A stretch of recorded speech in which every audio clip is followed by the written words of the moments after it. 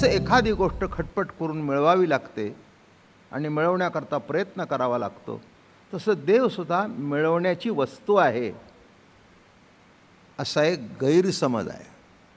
देवभक्ताची एकरूपता दाखवत असताना सर्वसामान्य माणसाची एक समजूतच होऊन बसलेली आहे.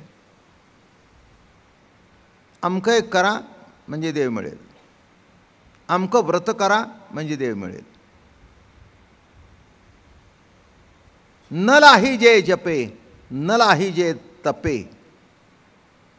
काय सांगतायत? न लाही जे जपे न लाही जे तपे.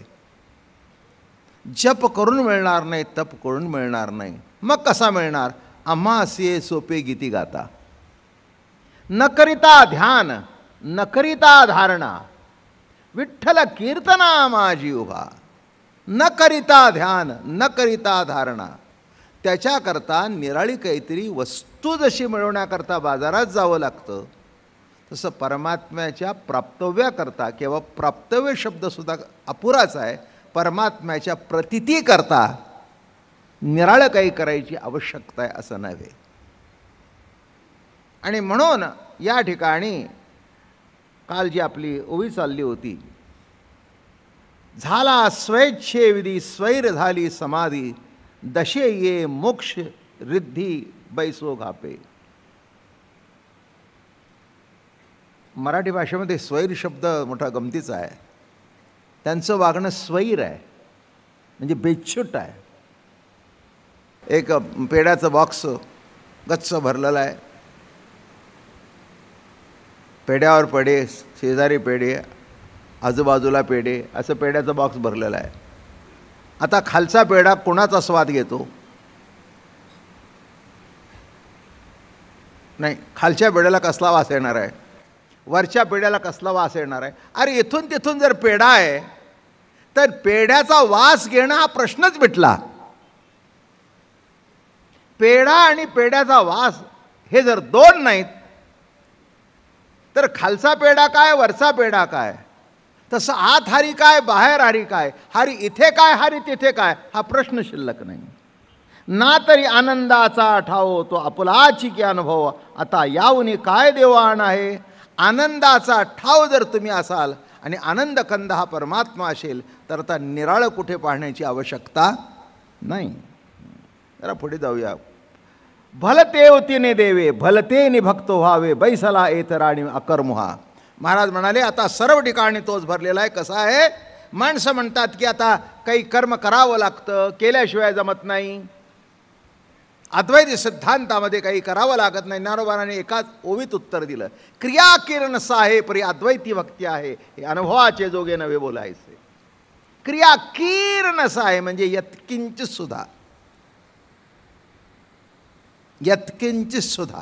क्रिया किरण साहे परी, ज्या ठिकाणी यत्किंचित सुद्धा क्रिया नाही, परिच्छिन्न क्रिया नाही. एक लक्षात ठेवा. आता हा हात माझा हलतोय बरं का, काय काही मला निराळी क्रिया करावी लागते का? नाही करावी लागत. हालणं, बोलण्यासारखे हात होणं ही सहज अवस्था आहे.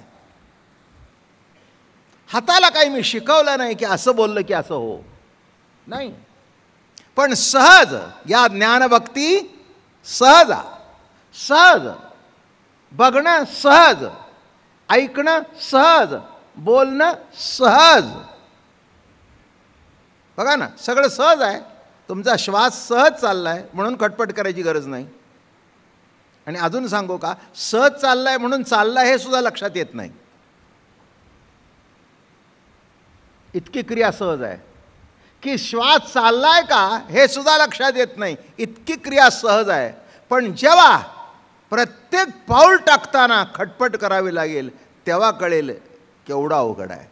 म्हणून इथे काय म्हणतायत महाराज, क्रिया किरणस आहे, अद्वैती भक्ती आहे. म्हणून अद्वैत सिद्धांतामध्ये म्हणून सुद्धा देव अगर भक्त, यापैकी वाटेल त्याने देव व्हावे, वाटेल त्याने भक्त व्हावे, पण मूळच्या नैष्कर्म अवस्थेमध्ये कुठेही फरक पडत नाही.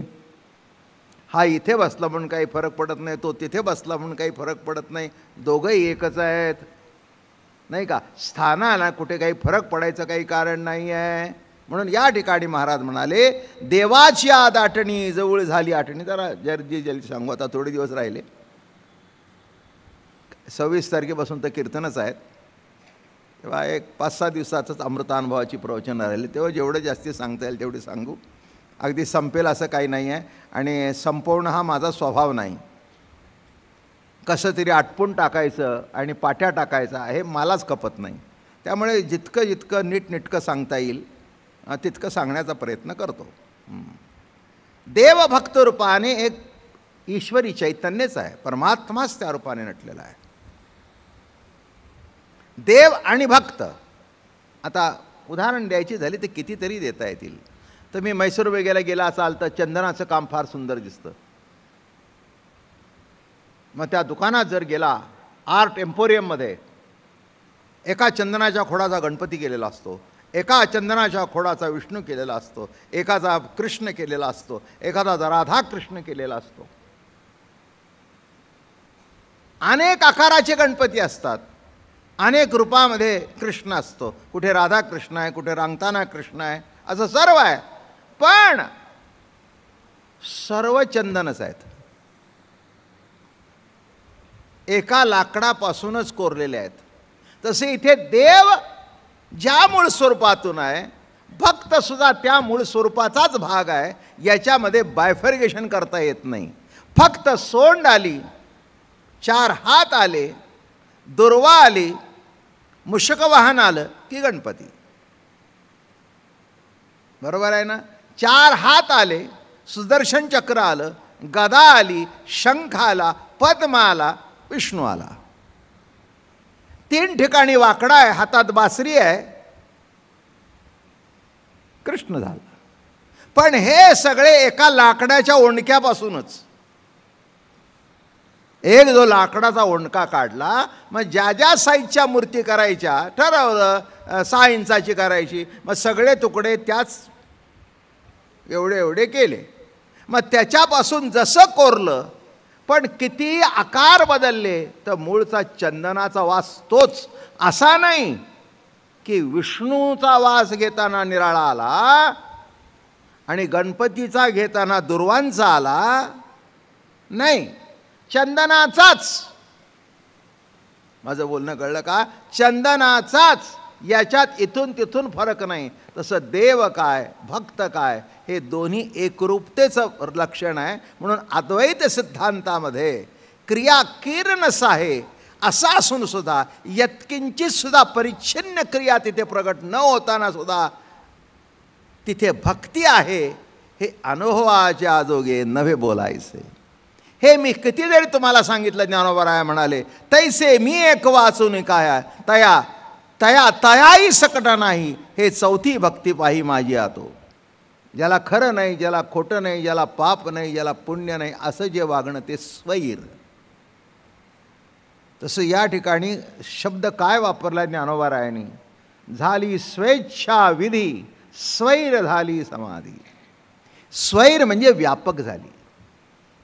स्वैर म्हणजे काय झाली? अमक्याच ठिकाणी बसलं, अमकंच पद्मासन घासलं, अमकीच मुद्रा लावली म्हणजे समाधी प्राप्त होते असं नव्हे. सम आधी आणि विषम आधी जे तत्व आहे त्या तत्वापर्यंत जाऊन पोचणं नामे समाधी. म्हणून या ठिकाणी स्वैर झाली म्हणजे ती काय माणसं सैरा वैरा पळ सुटली. म्हणजे त्या समाधीला अमकही केला असताना ती समाधी आहे असा जो विचार होता तो स्वैर झाला. हा काळत्रयी अविच्छिन्न, येथे कैचे होते बंधन, आता मोक्ष हा शब्द जाण बंधाची सारिका. म्हणून हे दशा अगाध, येथे मोक्ष होय अवरोध, हा सरळ सच्चिदानंद, येथे मोक्ष न मिरवे. झाला देवोची भक्ती, ठावोच झाला पंथू, म्हणून ठेला एकांत विश्वाची आहे. ठावच पंथ झाला. आता निराळ कुठे काही जायचं नाही आहे. कोठोनिया काही नलगे आणावे, नलगे कोठे जावे पहावया. आपल्या ठिकाणीच आपलं निज तत्व ओळखायला लागणं. बाहेर जाण्याची गरज नाही. आत हरी बाहेर हरी, हरीने घरी कोण दिले. किती सुंदर अभंग आहे बघा. आत हरी बाहेर हरी, हरीने घरी कोण दिले. आता कुठे बघतो, असं ठिकाण शोधून काढ की जिथे हरी नाही.